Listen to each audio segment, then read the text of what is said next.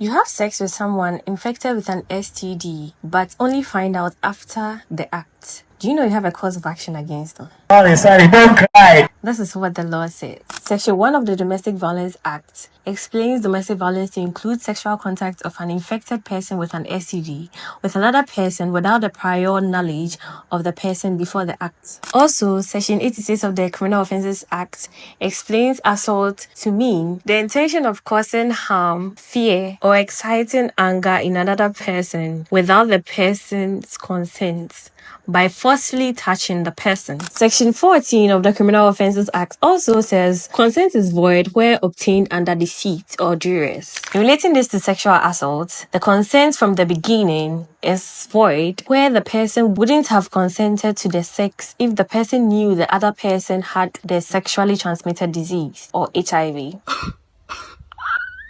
The National HIV and AIDS STI policy says that the Criminal Offences Act and the Domestic Violence Act should be used in prosecuting persons who willfully transmit the disease, which is the HIV disease, to another person. Willful transmission is where the person knows of the fact that he or she has HIV but sleeps with another person without telling or informing the person about that fact. However, there are exceptions where the person did not know the person was infected with the STD, or where there is no transmission of the disease, or there is a low risk of the other person getting the disease, and among others. If you found this insightful, let us know in the comment section.